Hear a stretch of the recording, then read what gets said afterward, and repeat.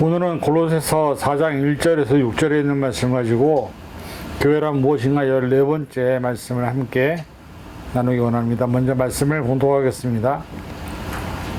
성전들아, 의와 공평을 종들에게 베풀지니 너희에게도 하늘에 상전이 계심을 알지어다. 기도를 계속하고 기도에 감사함으로 깨어 있으라. 또한 우리를 위하여 기도하되 하나님이 전도할 문을 우리에게 열어주사 그리스도의 비밀을 말하게 하시기를 구하라. 내가 이 일 때문에 매임을 당하였노라. 그리하면 내가 마땅히 할 말로써 이 비밀을 나타내리라. 외인에게 대해서는 지혜로 행하여 세월을 아끼라. 너희 말을 항상 은혜 가운데서 소금으로 맛을 냄과 같이 하라. 그리하면 각 사람에게 마땅히 대답할 것을 알리라. 아멘. 기도하겠습니다. 하나님 주님 감사합니다. 우리가 이 시간 말씀을 통해서 골로새서에 있는 말씀을 통해 교회란 무엇인지를 다시 한번 생각해 보기 원합니다. 말씀 가운데서 우리가 깨닫지 못했던 것을 깨닫게 하시고 또 우리가 어떻게 순종하고 어떻게 따라야 할 것인지를 알게 하셔서 우리가 하나님의 말씀에 순종하는 믿음의 십전을 되게 도와주시고 그러므로 말미암아 하나님의 능력과 은혜를 날마다 경험하는 시간을 낼 수 있도록 역사하시고 인도하여 주옵소서. 감사드리며 예수님의 이름으로 간절히 기도하옵나이다. 아멘. 교회란 무엇인가라는 주제를 가지고 지금까지 계속해서 골로새서에 있는 말씀들을 나누었습니다. 사실 우리가 사람과 사람이 모여서 무엇인가를 같이 한다는 것, 그 다음에 그 사람의 수가 많아질수록 서로 함께 마음을 같이 한다는 것이 얼마나 어려운 일인지를 우리는 많은 경험을 통해서 이미 알고 있습니다. 사실 우리가 갖고 있는 많은 생각들이 하나로 모아지는 것이 힘들지만 성경은 우리가 그리스도 안에서 하나라고 말하고 있습니다. 교회 안에 모여있는 모든 성도들 또 목회자와 직분자들 모두가 하나가 될 때 그 교회는 사단의 역사를 이기는 능력을 발휘하게 되고 또 그런 힘을 갖게 된다고 말씀하고 있습니다. 그래서 우리가 이 시간에 그런 차원에서 오늘은 이 말씀을 통해서 교회가 과연 어떻게 하는 것이 가장 좋은 하나님의 뜻을 나타내는 것인지 같이 한번 생각해 보면서 말씀을 살펴보기 원합니다. 우리가 유리라는 그 어떤 물질을 갖고서 건물을 짓지 않습니까? 그래서 요즘에 좋은 건물 그러면 대부분 바깥에서는 잘 안 보이는데 안에서는 바깥이 다 보이는 유리로 만드는 것을 보게 됩니다. 유리는 상대방의 모습도 또 불평할 만한 모습도 잘 보입니다. 그런데 유리와 다른 또 하나의 성질을 갖고 있는 것이 뭐냐면 거울이 있습니다. 유리는 바깥을 내다볼 수 있지만 거울은 나밖에 보이지 않습니다. 오로지 자신의 모습만 보입니다. 똑같은 유리인데도 뒤에 수온이 발라져 있기 때문에 거울에는 내 모습만 보이는 것이죠. 마찬가지로 그리스도인인데도 은혜를 받지 못한 사람은 언제나 불평한 상황만 보이게 되고 또 원망하는 것만 보이게 됩니다. 그러나 은혜 받은 성도는 언제나 자신의 모습만 보게 되는 것이죠. 자신이 허물을 보이고 약점을 보이며 죄스러운 모습만 볼 수밖에 없는 것, 말씀 앞에서. 그래서 하나님께 은혜 받고 사랑받는 사람들의 가장 공통적인 것은 뭐냐면 자기가 죄인이라는 것을 깨닫는 것입니다. 그래서 내가 죄와 허물이 많다는 것을 알게 되는 사람이 은혜 받은 사람들의 특징이라고 말씀할 수 있죠. 그런데 거울과 같이 다른 사람의 것을 판단하고 보고 평가하는 사람은 사실 은혜를 받지 못한 사람이라고 할 수 있을 것입니다. 오늘 본문에 보니까는 골로새서 4장 1절에 상전들아 의와 공평을 종들에게 베풀지니 너희도 하늘의 상전에 계심을 알지어다. 교회에는 리더가 있습니다. 우리가 흔히 말하는 직분자들이 있고요. 또 장로님들, 권사님들, 집사님들, 그 다음에 목회자들이 있습니다.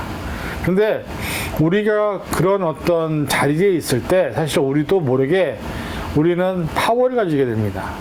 그리고 어느 한 목회자가 신적인 존재가 되게 되면 사실 사람들에게 함부로 대하기도 하고 하나님보다도 자기가 더 우월한 존재인 것처럼 착각을 하는 경우를 많이 보게 됩니다. 근데 오늘 본문 말씀이 뭐라고 되냐면 그 상전들이라는 존재, 교회 리더십들에게 뭐라고 말하냐면 의와 공평을 같이 함께 하는 성도들에게 베풀라고 말하죠. 왜? 우리가 최고 높은 자리에 있는 것이 아니라 우리 위에 바로 우리를 다스리시는 하나님이 계시고 예수님이 계시다고 말씀하고 있는 것이죠. 우리가 창세기 11장의 바벨탑 사건을 잘 알고 있습니다. 그 사건을 보게 되면 사람들이 하나님과 같이 데리기 위해서 높은 탑을 쌓아서 하늘까지 계속 올려갑니다. 그때는 언어가 하나였죠. 근데 하나님이 그것을 파하시고 언어를 서로 다르게 만드심으로 인해서 더 이상 바벨탑이 못 짓게 됐고, 그로 말미암아 깨달은 것이 뭐냐? 그 사람들 위에 하나님이 계시다는 것을 알게 된 것이죠. 마찬가지로 교회 리더자들은, 또 교회를 섬기는 직분자들은 총재기입니다. 총재기는 주인의 재산을, 주인의 어떤 것을 대신 맡은 사람이기 때문에 사실은 우리 교회의 가장 큰 주인이 머리 대신 그리스도라는 사실, 그 다음에 교회의 성전의 가장 큰 그 그리스도와 함께 하나님이 치리하시고 통치하시는 하나님의 나라라는 사실을 안다고 한다면, 우리가 그 하나님 앞에서 함부로 얘기하거나 함부로 행동하거나 또 함부로 사람들에게 상처를 주거나 할 수 없다는 것이죠. 사실 교회 안에 그런 문제들이 많이 생활화되고 있고 보여지는 것은 왜 그럴까? 한편으로 보면 우리 위에 계신 하나님을 인식하지 못하기 때문에, 교회 주인이신 그리스도를 인식하지 못하기 때문에 사실 여러 가지 많은 것들이 교회 안에서 잘못된 모습으로 나타나고 있다는 것이죠. 성경은 우리가 갖고 있는 생각이나 우리가 말하고 있는 여러 가지 이야기들이나 또 우리의 마음들이나 이 모든 것들이 사단이 주는 유혹 앞에서 되게 약하다고 얘기하고 있습니다. 그래서 성경에 보면 육신의 정욕, 안목의 정욕, 인생의 자랑 등으로 교회 안에서도 이런 자랑들로 계속해서 자기 자신을 포장하고 자기를 드러내고 자기의 의를 드러내는 사람들이 얼마나 많은지 모릅니다. 특히 어떤 대형교회나 소형교회나 보면 그 교회가 대형교회다, 뭐 성공교회다, 그것을 어떻게 나타내냐면 자기들의 어떤 업적들, 자기들이 해왔던 일들을 통해서 얘기하게 되는데, 하나님 앞에서는 교회는 다 똑같은 교회인 것입니다. 그래서 사실 우리가 중요한 것은 하나님 앞에 우리가 서 있다는 사실, 우리의 주인이 하나님이라는 이 사실을 잊지 않을 때 교회가 정말 흔들리지 않고 하나님의 말씀 위에 굳게 설 수 있다는 것이죠. 말씀이 제일 중요한 이유는 하나님의 뜻이 서려 있고 하나님의 통치가 있는 것이기 때문에 그 말씀이 중심이 될 때 교회는 흔들리지 않을 수가 있습니다. 그러나 수많은 지금의 교회들의 옷을 보면 말씀이 사라지고 예수의 십자가가 사라지고 예수의 보혈의 피가 사라지고 정말 예수님이 사라진 교회의 모습들을 수없이 많이 보게 됩니다. 우리가 정말 교회라고 한다면 우리 안에 살아있어야 될 것은 바로 예수 그리스도의 생명, 예수님의 마음, 그 다음에 예수님의 어떤 십자가의 은혜가 우리 안에 있을 때 우리가 만드는 교회, 우리가 모여있는 교회가 하나님 앞에 인정받을 수 있다는 사실을 기억하시고 우리 위에 상전이 있다는 것을 잊지 않는 저와 여러분이 될 수 있기를 간절히 부탁드립니다. 그래서 4장 2절에 보면 뭐라고 되냐면 기도를 계속하고 기도에 감사함으로 깨어있어라. 왜? 우리가 기도를 해야만 교회가 유지될 수 있고, 기도를 할 때 하나님이 교회를 유지할 수 있는 힘을 주시는 것이고, 또 감사함으로 깨어있을 때 하나님의 은혜를 경험하게 되는 것이기 때문이죠. 기도는 영적인 생명력을 섭취하는 가장 큰 특권입니다. 그래서 사실 우리가 숨을 멈추면 사람이 살 수 있을까요? 숨을 멈춘다는 건 뭐냐면 이제 죽었다는 것을 의미하는 것이죠. 마찬가지로 기도도 마찬가지로 우리가 기도를 멈추는 것은 우리 영적인 호흡이 멈췄다는 것을 의미하고 있기 때문에 우리가 늘 기도하는데 항상 최선을 다해서 힘쓰는 것이 필요하다는 것입니다. 하나님께서 때로는 우리에게 기도에 응답을 하시지 않을 때도 있습니다. 근데 그것이 왜 그럴까요? 이유는 딱 하나입니다. 우리가 원하는 기도를 하기 때문이죠. 하나님께서 원하시는 기도를 한다면 하나님은 날마다 우리가 기도할 때 감사함으로 하나님 앞에 고백할 수 있는 응답을 주실 줄 믿습니다. 그런데 우리가 기도할 때 대부분 우리의 기도는 내가 바라고 원하는 것만을 놓고 기도하다 보니 하나님이 그 기도에 응답하지 않는 것은 당연한 일이라고 우리가 볼 수 있을 것입니다.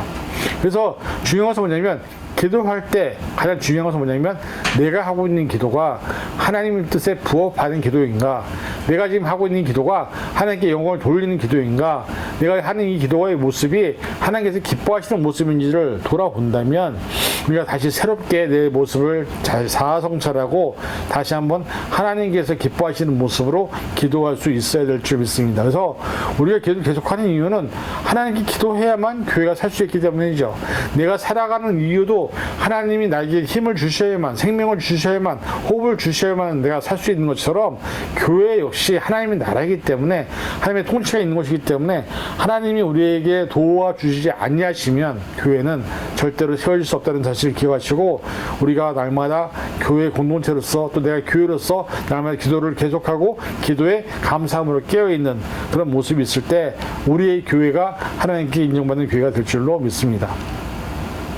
그 다음에 4장 3절에 보니까 또한 우리를 위해 기도하되 하나님이 전도할 문을 우리에게 열어주사 그리스도의 비밀을 말하게 하시기를 구하라. 내가 이 일 때문에 매임을 당하노라. 이게 바울의 고백이긴 하지만 바울이 왜 전도를 하느냐, 그것 때문에 자기가 하나님 앞에 붙잡혀 있다는 것이죠.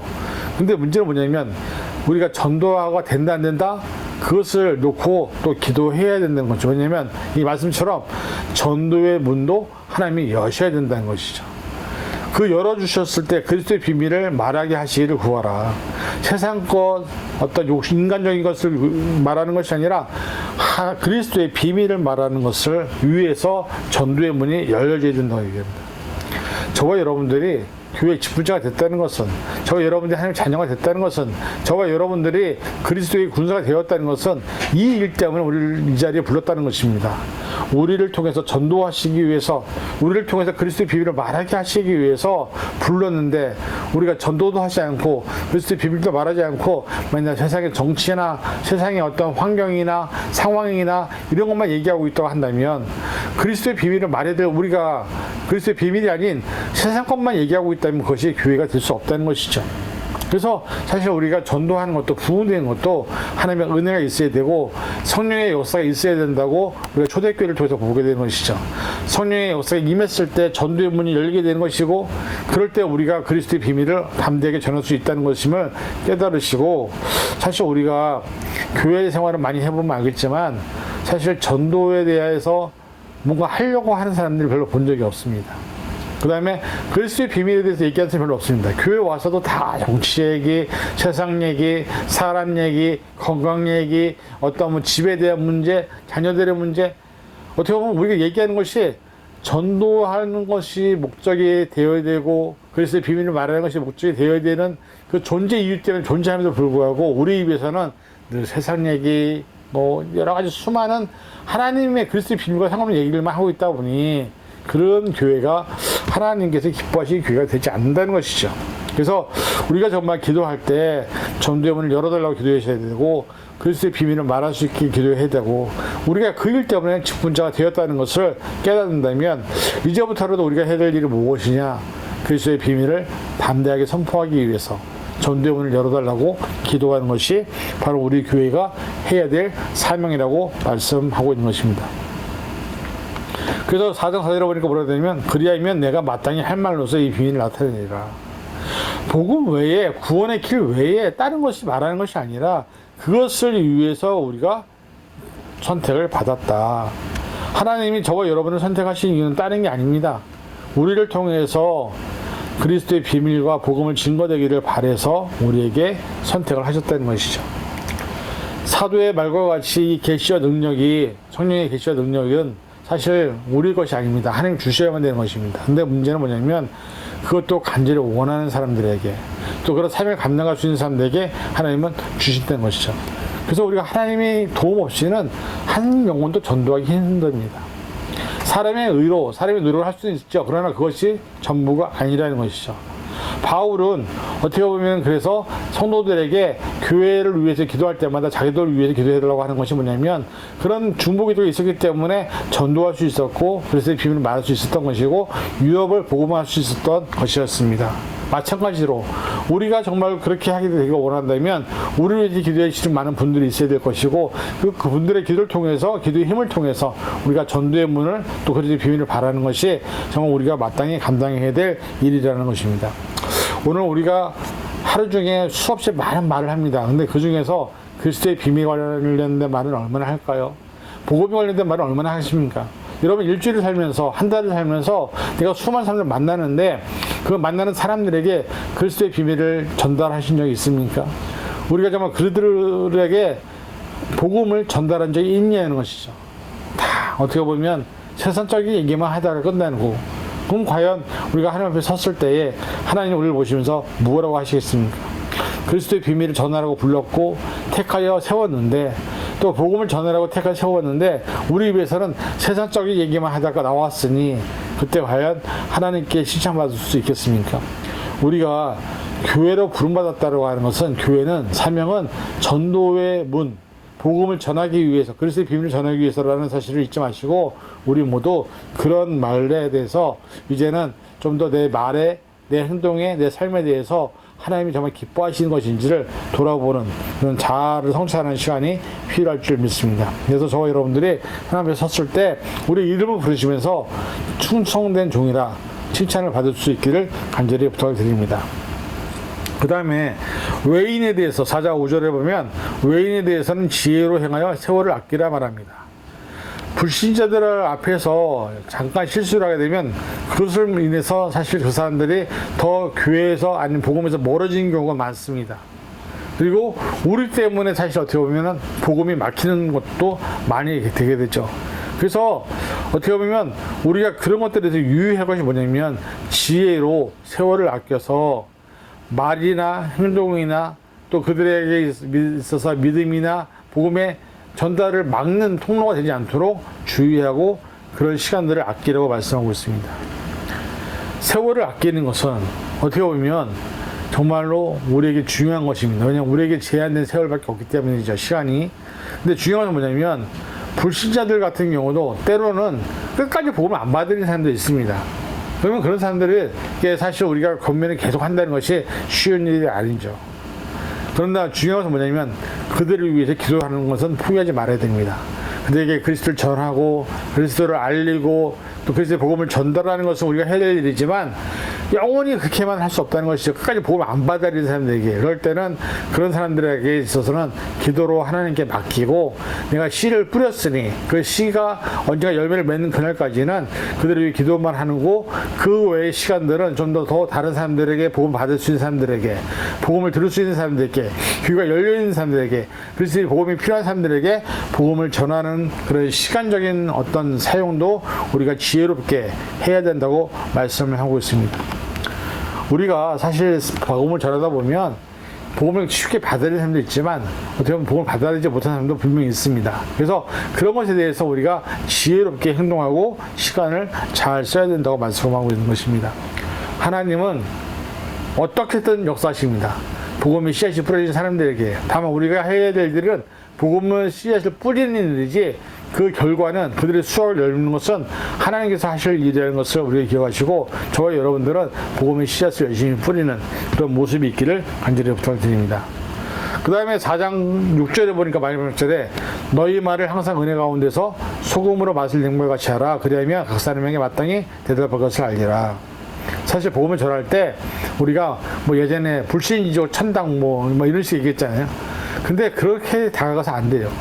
이제는 관계 전도이기 때문에 한 사람과 한 사람 만나서 그 사람과 오랜 관계를 맺고 지속적으로 커뮤니케이션을 하고 그 사람과 빌드업을 하고 관계를 빌드업을 해서 나로 하여금 그 사람에게 복음이 증거될 수 있도록 우리는 노력을 해야 된다는 것이죠. 그래서 여기 말해보면, 말할 때도 항상 은혜 가운데서 소금으로 맛을 낸 것 같이, 소금으로 맛을 낸다는 이 의미가 되게 중요한 것 같습니다. 여러분, 소금을 뿌려서 음식에게 간을 하는데 소금이 그대로 있습니까? 아니죠. 소금은 대부분 자기 자신을 녹입니다. 녹여서 배어서 맛을 내는 것이죠.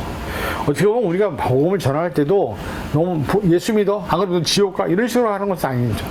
우리가 행동으로, 삶으로, 우리의 말로, 또 우리가 예수를 만나는 경험을 통해서 그들에게 소금과 같이 우리 자신을 녹아냈을 때, 그럴 때 그들이 우리 모습을 보면서, 아, 저 사람에게 예수님이 있구나, 아, 저 사람에게 하나님 살아계시는구나 라는 것을 볼 수 있도록, 또 말 한마디를 할 때라도 그 사람이 마음을 상하거나 다치거나, 또 어떻게 보면 그 사람에게 상처를 주는 말이 아니라 그 사람을 위로하고 격려하고 그 사람을 통해서 복음을 전달할 수 있는, 그렇게 하는 것이 바로 우리가 복음을 전하는 방법의 구체적인 모습이라고 말씀을 하고 있습니다.